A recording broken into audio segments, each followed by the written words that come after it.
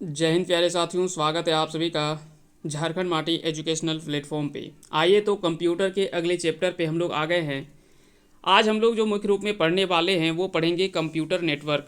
Computer network में हम लोग चीज़ों को पहले समझेंगे, उसके बाद में जो वो यहाँ से जो भी प्रश्न बनेंगे वो सारे प्रश्नों को भी हम लोग यहाँ पे समझने वाले हैं। कंप्यूटर नेटवर्क तो आप सभी अच्छे से भली भांति समझते ही हैं कि कंप्यूटर नेटवर्क होता क्या है ना। कंप्यूटर नेटवर्क दरअसल दो या दो से अधिक कंप्यूटरों को जो पेरिफेरल्स यानी बाह्य उपकरणों जैसे स्कैनर, प्रिंटर और फैक्स आदि का अंतः संबंधन यानी इंटर कनेक्शन है। चलिए एक बार फिर से आसान भाषा में समझते हैं।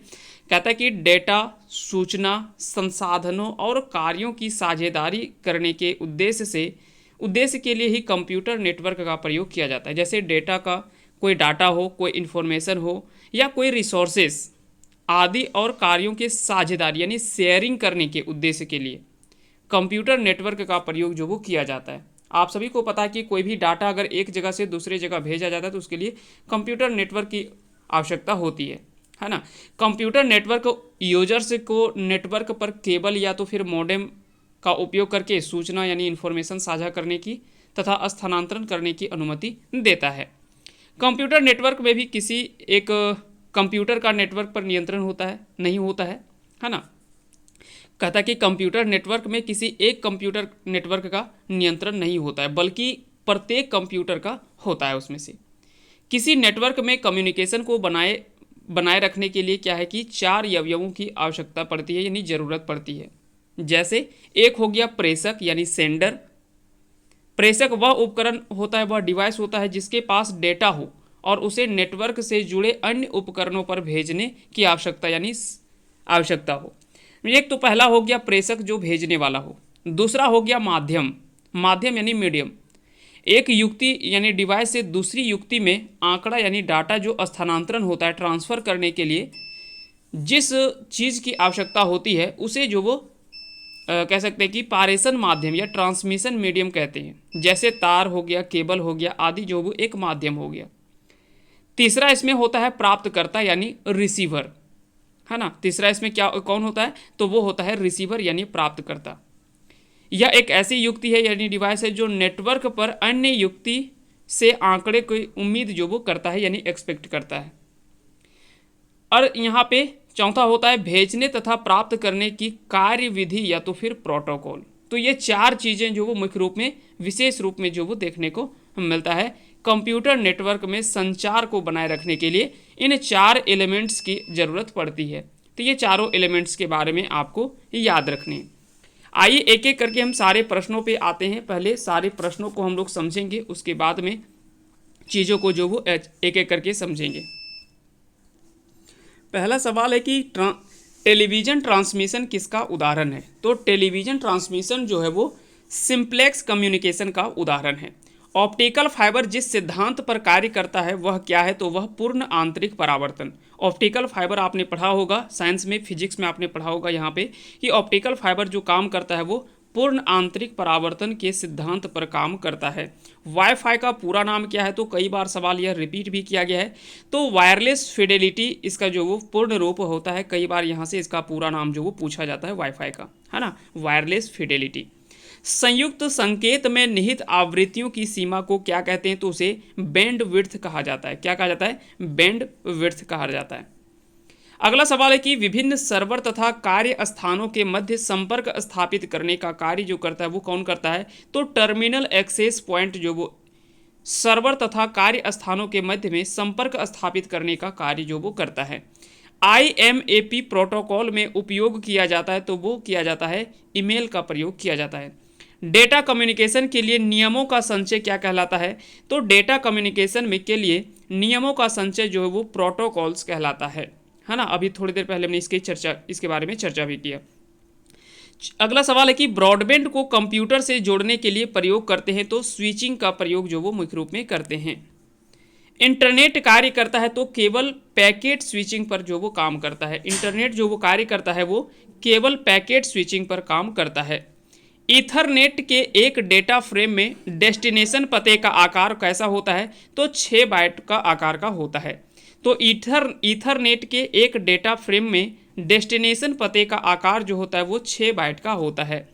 सूचना प्रौद्योगिकी नेटवर्क में रिपीटर का प्रयोग होता है।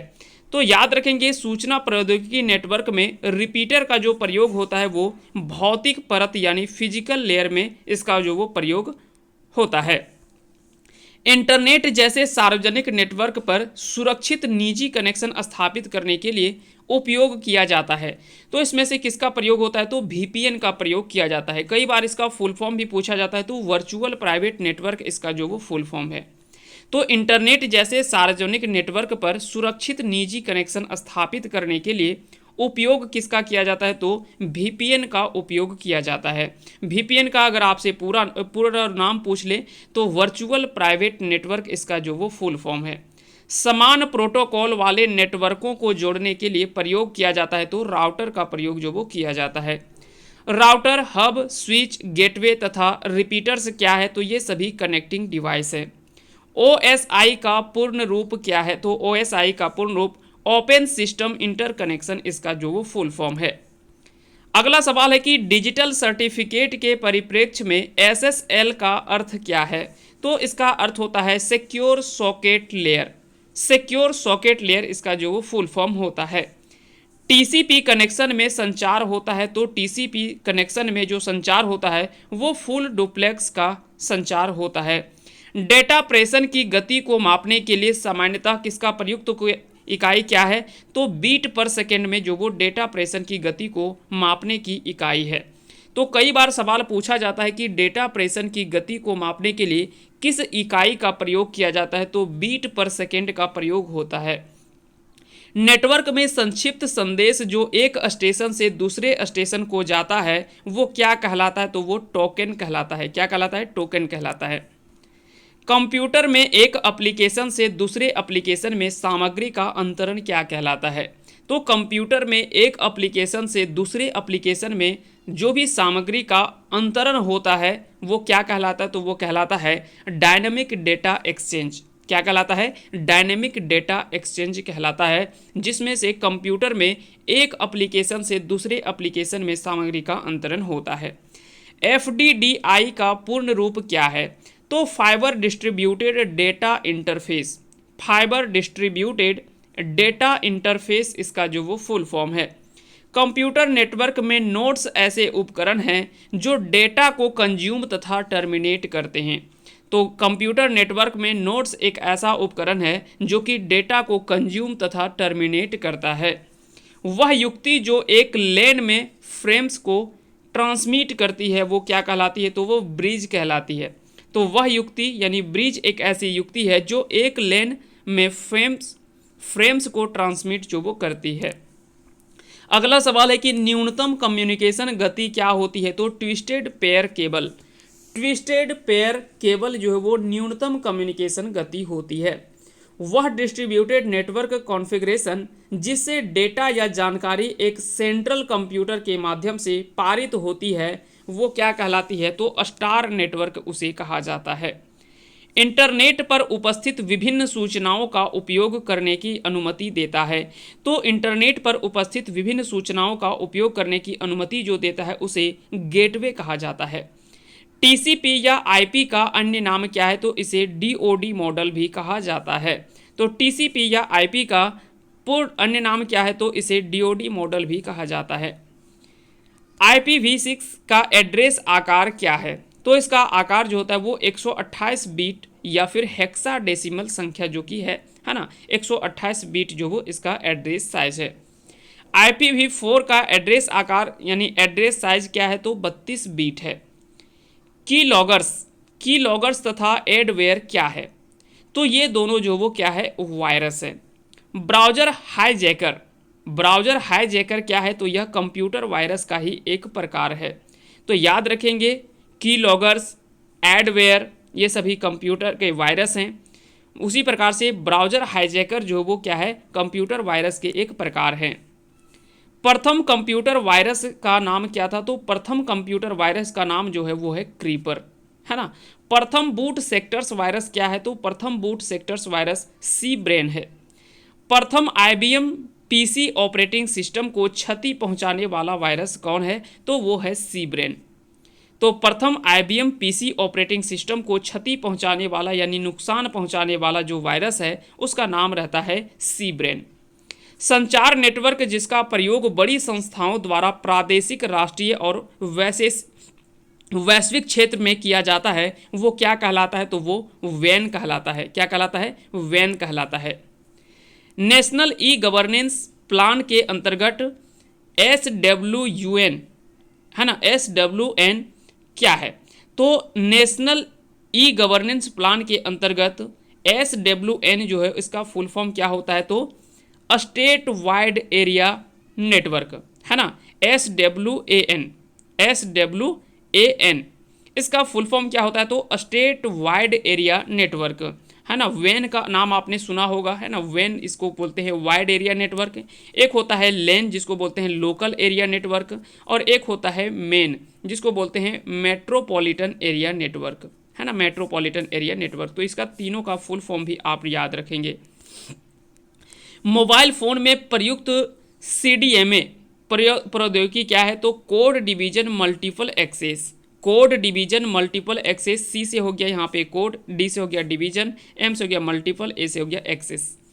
तो कोड डिवीजन मल्टीपल एक्सेस जो कि मोबाइल फ़ोन में प्रयुक्त CDMA जो प्रौद्योगिकी है उसका फुल फॉर्म आपको याद रखनी है।